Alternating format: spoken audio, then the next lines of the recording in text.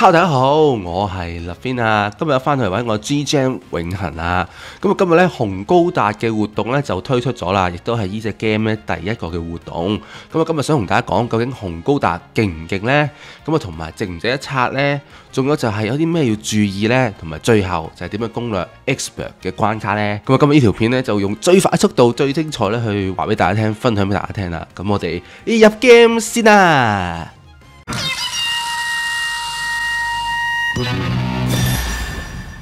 赤いガンダム。我哋入到 game 啦，咁首先第一樣嘢呢，就係想同大家睇下紅高達究竟佢係咪一部好嘅機體呢？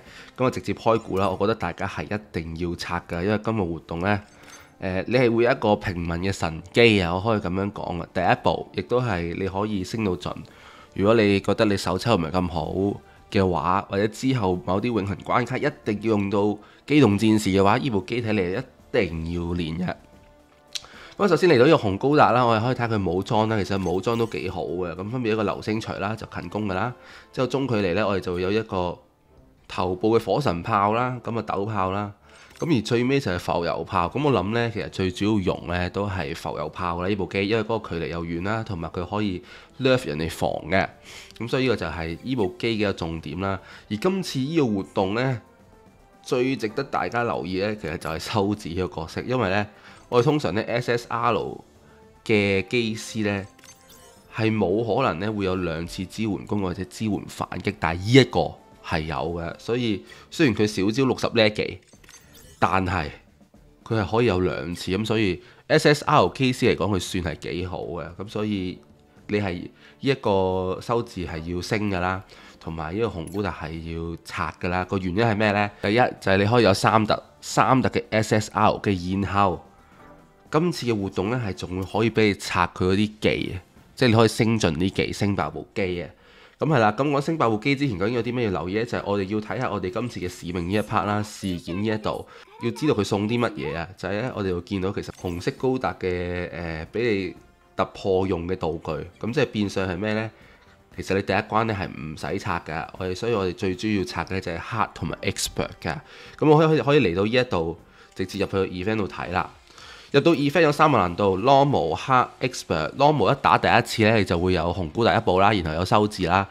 咁然後呢，黑嗰度呢，就會係你開始就要拆嗰啲道具去升佢嘅招技啦。咁其實呢，頭嗰兩關我覺得大家冇問題啊，因為大家呢通常都係手抽係會拆能天噶嘛。咁能天基本上你一開始開技剎那直接3 step 呢就可以秒佢哋噶啦。咁第二關開始會有呢個 match 啊，斧頭幫呢就唔好理佢，因為通常呢你都係秒唔到。但係你打兩部渣古其實夠長，可以直接滾咗隻紅高噶啦。咁但係去到 expert 呢，你發現你係秒佢唔到嘅。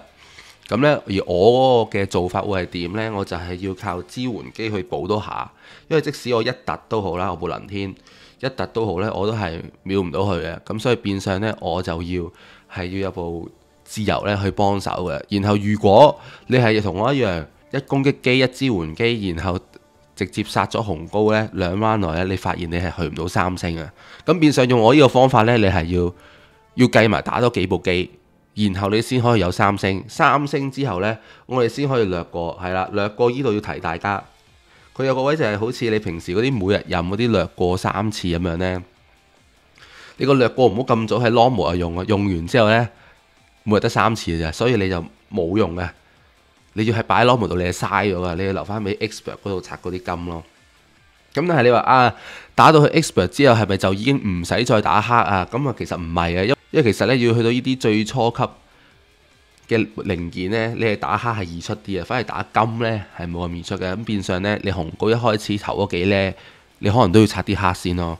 咁你黑你都可以自動拆啦。好啦，咁跟住而家呢，我就想示範我嘅方法去點樣去拆啦。如果你係有2部攻擊機嘅，我深信你一 round 就可以搞掂噶啦。即係你係有沙薩比再加能天嘅。而因為我屎忽痕呢，就我個必抽我冇換沙薩比，因為我中意自由多啲，咁我揀咗自由。咁啊，而家用我呢個方法就可以俾大家睇下究竟係可以點過啦。咁我就淨係會出一隊嘅啫。咁入隊都有幾個點要留意嘅。咁我哋而家直接入呢一關啦。呢個就係我嘅隊伍啦。咁我就其實最主要呢3部機嘅啫。我嘅話係能天啦，跟住自由加風鈴嘅啫。咁啊〜巴巴托斯同埋高達呢係愛嚟壓下場或者係幫手清下兵，令到佢夠分呢係可以去到3星嗰度，咁就可以進行掠過啦。咁我哋一出擊到玩啦，我就話俾大家聽有邊幾個位要注意先。好啦，咁首先要注意嘅位呢，其實係有3個嘅，我自己覺得。第一啦，就係呢一個嘅 March 係好 Q 恐怖嘅，你係呢已經喺黑嗰度，我已經係秒佢唔到噶啦。同埋呢，因為佢都係攻擊系嘅機啊，佢係呢會有3 step 嘅，咁所以呢，其實係要避開佢嘅，因為我哋要第2 round 我哋先可以搞掂紅高達啊嘛。剎那飛到上去，但係自由嗰啲呢得1 step 嘅啫，冇2 step 係上唔到去，咁所以呢，變相呢，我哋呢一邊呢，我哋要靠左走，打住靠左走，就避免佢打過嚟。咁一開始呢，我都係會搞剎那先啊，咁我就呢個位我就反而呢。唔會開技先，因為呢，我試過有一次俾紅高嚟打下呢，係會跌咗士氣嘅。嗰次走位唔好，咁但係嗰次發現之後呢，我就會留到佢，我真係要殺佢嗰下我先用嗰啲嘢。咁因為其實而家都秒到噶啦，咪飛啦，用普劍都得嘅，不過我啱啱唔記得改嘅。好啦，咁呢個普劍啦，都可以直接秒咗先啦。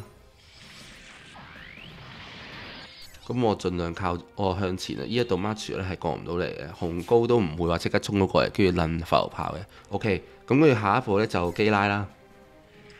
咁你都係最好呢就殺一殺先，因為呢，佢升一升超強氣可以高啲攻幫你手啊。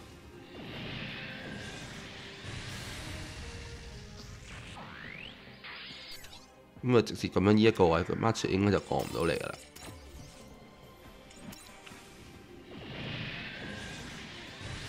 咁呢個過程我就唔會剪接啊，希望可以俾大家睇到一個嗰個流程啦，我嗰個流程俾大家參考下啦。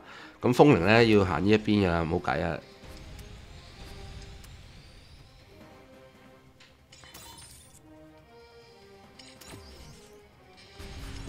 咁然後第二個點要留意啦，就係呢，其實打到中途你殺到咁上下呢啲渣古數量呢，佢係會再出噶嘛。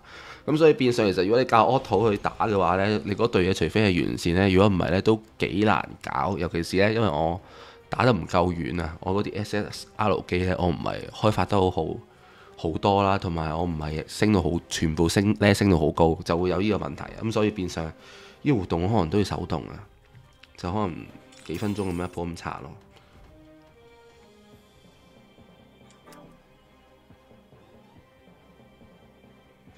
咁啊，靠咗少少，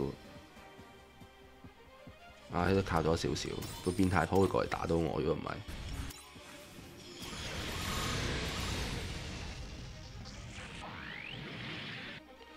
，OK，咁咧其實巴巴托斯做咩咧？去幫手打近近地去防一防嘅啫。最主要巴巴托斯同埋高達咧都係補一補啲機，如果會俾 March 打到咧，幫手防一防咁樣擋一擋，但係就唔可以俾佢死。因為俾你死會扣分，咁所以要自己睇下究竟係到時風鈴自己擋一嘢啊，定係點啊？咁企喺側邊啦，做下護駕啦。因為風鈴嘅作用呢，係要幫手去殺怪。哎呀，部高達太低咧，啊照打下啦，唔好理啦。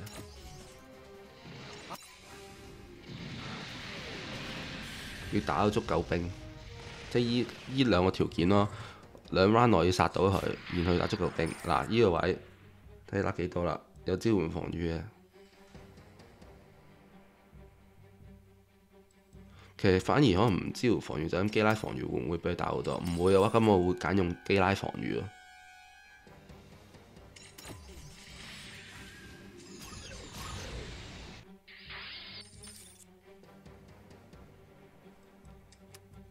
我都會再揀基拉防禦。等到佢冇得再有多一 step， 係啦，佢冇多一 step 咧，咁就好啲嘅。咁風鈴呢啲要殺嘅，要幫手。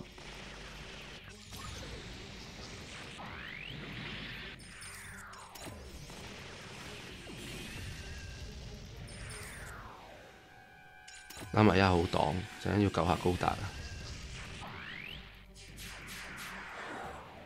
OK， 好。咁跟住而家呢，就係一 round 其實就應該要完㗎啦，全部都超一擊呢。咁我哋要做啲咩先呢？我哋嘅大和呢係好有用噶。嗱，首先要殺一隻渣古先啦，殺遠啲嗰隻。呢度我哋行出去有冇得殺其他呢？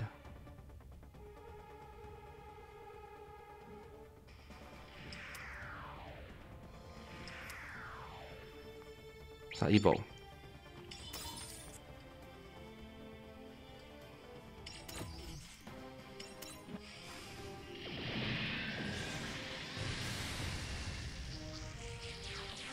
係啦，咁見到呢，如果佢出嗰啲渣古咧，代表我哋已經完成咗其中一個條件啦。因為你要打個熟人係一定佢哋出咗嚟先嘅，呢個係好肯定嘅。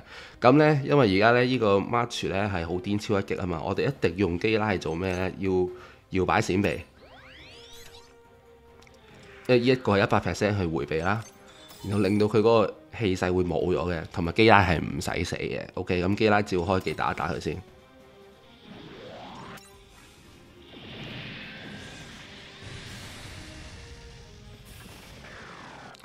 咁佢個氣勢就低咗啦。咁跟住風靈幫手殺多2步先，唔好講咁多。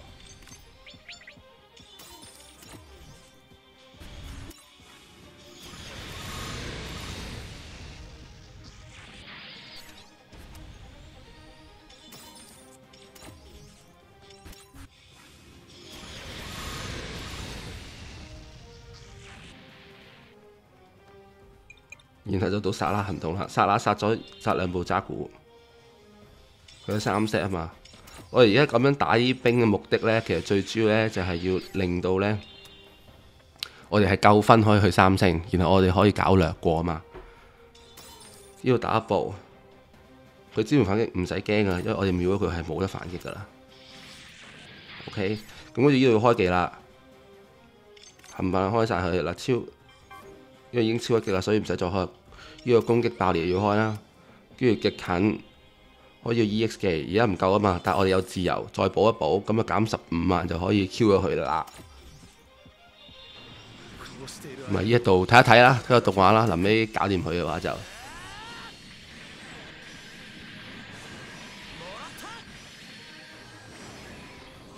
7劍。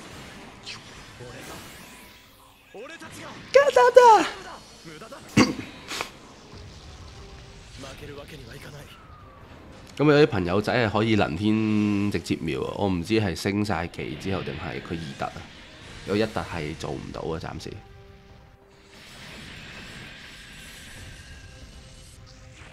咁啊，呢一個位就搞大家點樣可以完成呢個 Expert 關難度嘅紅高達 event 啦。咁你見到呢係有10908嘅。